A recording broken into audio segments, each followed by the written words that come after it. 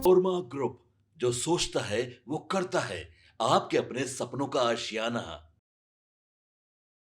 नीतीश कुमार ने इशारों इशारों में तेजस्वी से कर ली बात। तेजस्वी ने भी इशारों इशारों में दे दिया नीतीश कुमार को जवाब। नमस्कार, मैं दीपक, भारत लाइव देख रहे हैं आप। देखिए, आज से विधानसभा सत्र जो है वो शुरू हो चुका है।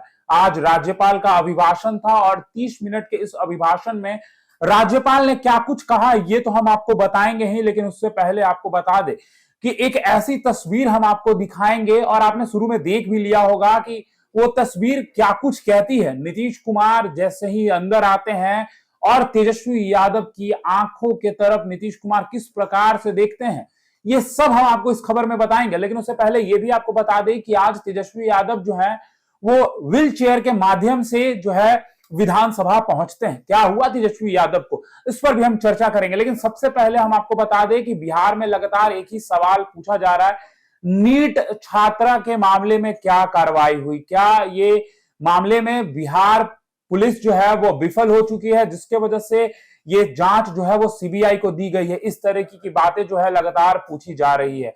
अब सबसे पहले हम आपको ये बताएंगे कि आखिर राज्यपाल ने अपने अभिभाषण में 30 मिनट के क्या कुछ कहा है और किन मुद्दों पर जो है राज्यपाल ने फोकस किया है। आपको बता दें कि राज्यपाल ने साफ तौर पे कहा है कि कानून व्यवस्था जो है वो और बेहतर हो रही है, कानून व्यवस्था जो है वो तेजी से काम कर रही है। यानी कि कानून व्यवस्था को लेकर राज्यपाल ने साफ तौर पर कह दिया है कि सरकार बनने के बाद बहुत सारा काम हुआ है। 24 नवंबर 2005 में जब नीतीश कुमार की सरकार बनी थी, इसके बाद कानून व्यवस्था में कई तरीके की तेजी लाई गई है और कानून व्यवस्था को लगातार बेहतर बनाया जा रहा है। सरकार जो है अपराध नियंत्रण और लॉ एंड ऑर्डर पर योजनाबद्ध है और उस तरीके से काम कर रही है जिस तरीके से आने वाले समय में और अपराध जो है कम हो जाएंगे। देखिए, आगे अगर हम बात करें तो पुलिस बल की संख्या की भी उन्होंने जिक्र करते हुए कहा कि अब जो है 1,30,000, यानी कि 2005 से पहले पुलिस बल की संख्या बहुत कम थी, इसके बाद पुलिस बल की जो संख्या है वो बढ़ाई गई है और पुलिस बल की संख्या अब 1,30,000 कर दी गई है। और लगातार बिहार में महिला पुलिस की भी संख्या जो है वो सबसे ज्यादा बढ़ाई जा रही है और महिलाओं को कहीं ना कहीं तवज्जो दिया जा रहा है। देखिए, अभिभाषण में राज्यपाल ने हर घर में एक महिला को 10,000 जो दिया गया है, इसका भी उन्होंने जिक्र किया है। जी हाँ, आपको बता दें, मुख्यमंत्री रोजगार योजना के तहत जो महिलाओं को 10,000 रुपए दिए गए हैं, आर्थिक मदद की गई है, इस पर भी जो है उन्होंने बातें कही हैं। आपको बता दें कि उन्होंने कहा है कि आने वाले समय में भी 2 लाख रुपए जो है वो दिए जाएंगे। ये बातें तो लगातार सत्ता पक्ष के नेता कह ही रहे हैं। अगर हम आगे बात करें तो उन्होंने कहा है कि सरकार जो है वो महिलाओं के लिए लगातार काम कर रही है और राज्य में महिलाओं के उत्थान पर विशेष ध्यान दिया जा रहा है। अगर हम बात करें तो स्वयं सहायता समूहों में लगभग 11 लाख जो है वो महिलाओं की संख्या हो गई है। अगर वहीं हम जीविका दीदियों की संख्या की बात करें तो 1,40,00,000 हो गई है और शहरों में स्वयं सहायता समूहों की संख्या जो है वो 41,000 हो गई है। अब देखिए, इस तरीके की जो बातें हैं वो राज्यपाल के अभिभाषण में कही गई हैं। अगर हम आगे बताएं तो देखिए, आगे राज्यपाल ने कहा कि जो सरकार है 2006 से ही मुस्लिम समुदाय के कब्रिस्तानों की घेराबंदी जो है योजना शुरू कर दी गई है। इसमें संवेदनशील कब्रिस्तानों की भी घेराबंदी की जा रही है। अब समाज में शांति और सद्भाव का वातावरण जो है वो देखने को मिल रहा है। अब देखिए, लगातार जो है नीट छात्रा रेप मौत पर जो केस चल रही है उस पर लगातार सवाल खड़े किए जा रहे हैं। हमने आपको यह भी कहा है कि तेजस्वी यादव जो है व्हील चेयर से पहुंचे हैं। इसके पीछे भी हम बताएंगे कि आखिर तेजस्वी यादव को क्या दिक्कत है जिसकी वजह से तेजस्वी यादव जो है वो व्हील चेयर से विधानसभा पहुंचे हैं। लेकिन इस बात की भी जानकारी देंगे कि आखिर विधानसभा में नीतीश कुमार जैसे ही अंदर आते हैं वैसे ही इशारों इशारों में तेजस्वी यादव से क्या कहते हैं। और उसके बाद वही नहीं, जब सभी लोग एक साथ बैठ जाते हैं, राज्यपाल का अभिभाषण चल रहा होता है, उस समय जब राज्यपाल मुस्कुराते हैं तो साथ साथ नीतीश कुमार, तेजस्वी यादव और जितने नेता मौजूद रहते हैं वो भी मुस्कुराने लगते हैं। लेकिन तेजस्वी यादव को जब नीतीश कुमार इशारा करते हैं तो उस इशारे के पीछे क्या कारण है उस पर आएंगे। लेकिन इससे पहले आपको बता दें कि तेजस्वी यादव के अंगूठे का जो नाखून है उसमें उनको चोट लगा, जिसके वजह से तेजस्वी यादव जो है व्हील चेयर से सदन में पहुंचे हैं। लगातार जो है तेजस्वी यादव से जब पत्रकारों ने पूछा कि आपकी तबीयत ठीक है ना, आप ठीक है ना, तो देखिए तेजस्वी यादव ने साफ तौर पे कहा कि ये सब चीजें होते रहती हैं, ये कोई बहुत बड़ा मामला नहीं है। और नेता प्रतिपक्ष हैं तेजस्वी यादव, पहले दिन उनके नाखून में जो चोट लगा है उसके बावजूद भी वो जो है पहुंचे हैं। कल से क्वेश्चनिंग आवर होना है। अब देखिए, जैसे ही तेजस्वी यादव पहुंचे उसके तुरंत बाद इस बातों पर तो चर्चा ही खत्म हो गई जो लगातार कही जा रही थी कि तेजस्वी यादव जो है विधानसभा पहुंचेंगे नहीं पहुंचेंगे, इस तरीके की बातें खूब चल रही थी।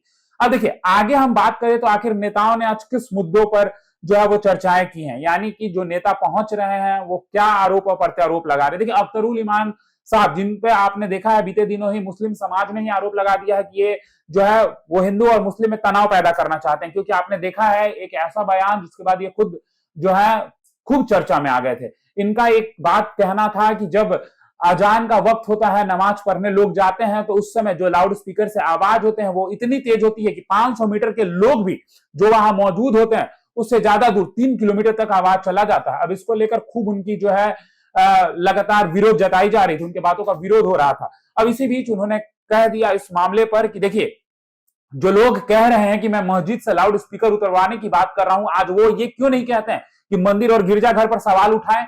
और मैंने कभी भी लाउड स्पीकर हटाने की बात नहीं की है, मैंने कभी भी कोई चीजों को हटाने की बात नहीं की है, मैंने आवाज कम करने की बात की है।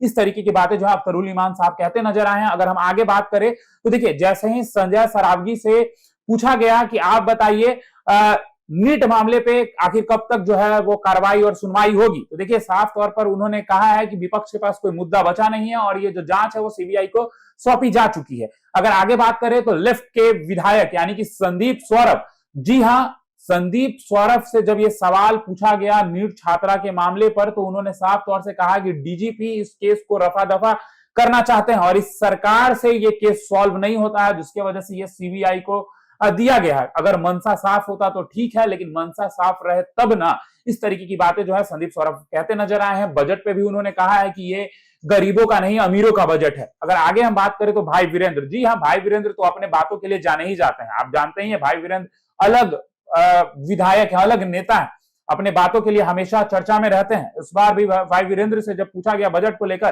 तो भाई वीरेंद्र ने साफ तौर पे कह दिया है कि झुनझुना थमा दिया गया है। जी हाँ, कुछ और नहीं बल्कि झुनझुना थमाया गया है और बिहार को बजट में कुछ नहीं मिला। और नीट मामले पर भी इन्होंने एक बड़ी खुलासा की है। इन्होंने कहा है कि भाजपा के कोई परिवार का व्यक्ति जो है शामिल है, जिसकी वजह से सरकार जो है इन बातों को छुपा रही है।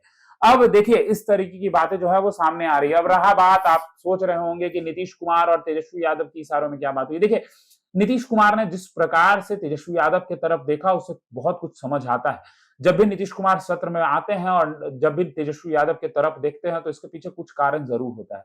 देखिए नीतीश कुमार ने हालचाल भी पूछा है तेजस्वी यादव का, आपको बेहतर तरीके से पता है, जैसा कि हमने आपको बताया कि तेजस्वी यादव के अंगूठे में चोट लग गई है, जिसको लेकर जो है नीतीश कुमार ने उनकी तबीयत को भी पूछा और नीतीश कुमार ने उनके तबीयत को लेकर पूछा तो तेजस्वी ने इशारों में ही कह दिया सब कुछ ठीक है। लेकिन जब नीतीश और तेजस्वी का इशारा होता है तो बिहार में कुछ होता है, ये बातें तो लगातार कही जाती हैं। तो क्या ये आने वाले समय में देखना होगा कि बजट खत्म होते ही कुछ होने वाला है बिहार में? क्या नीतीश तेजस्वी फिर से एक साथ होंगे? सब कुछ देखना दिलचस्प होगा। फिलहाल इस खबर में इतना ही, बने रहिए भारत लाइव के साथ। धन्यवाद। आपके सपनों को हमने सजाया है, ई होम्स पैनोरमा को हमने बनाया है। ई होम्स मेरा एक सपना था जिसपे मैं पिछले 4 साल से काम कर रहा था। हमने जो बनाया है वो सबने है माना। ई होम्स पैनोरमा में हो आपका भी आशियाना। और फाइनली हमने 2021 में इस प्रोजेक्ट को लॉन्च किया। बहुत लोग अप्रिशिएट कर रहे हैं कि पूर्णिया जैसे शहर में, बिहार के, एक तो बिहार की बात करें उसमें भी पूर्णिया जैसे छोटे जगह में इस तरह का लाइफस्टाइल देना, ये सुन के हम लोगों को बहुत अच्छा लगता है। ई होम्स में हमने कुछ और भी किया है, जैसे हम जिस जगह में रह रहे हैं हमारे फैमिली सिक्योर हो, उनको सिक्योरिटी का ध्यान में रखा है।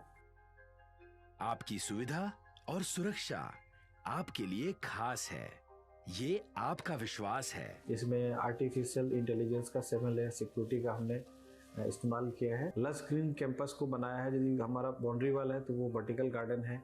ये जितनी भी फैसिलिटी होता है एक इंटरनेशनल टाउनशिप में ई होम्स है, ये हम लोग विश्वास नहीं कर पा रहे हैं। जो भी हमारे मित्र दोस्त या जो भी हमारे बाहर के बाहर आते हैं तो हम लोगों को बहुत अच्छा सुनने को मिलता है और बहुत अच्छा क्रेडिट मिल रहा है। वो सारा हमने सिर्फ एक बिल्डिंग नहीं बनाया, हमें एक बहुत अच्छा लाइफस्टाइल दिया ई होम्स में, और मेरा एक सपना था जिसको मैं आज फुलफिल होते हुए देख पा रहा हूँ। ये आपका आवास है।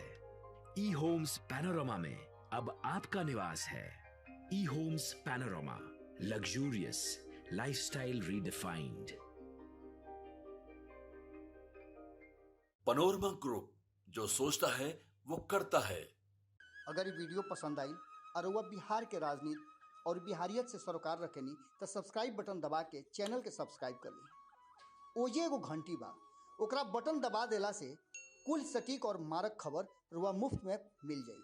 अगर रुआ पत्रकारिता के हमनी के नया प्रयोग में सहयोग कर चाहतानी तो ज्वाइन बटन दबा दी। पेटीएम नंबर नोट कर ली 9386816700।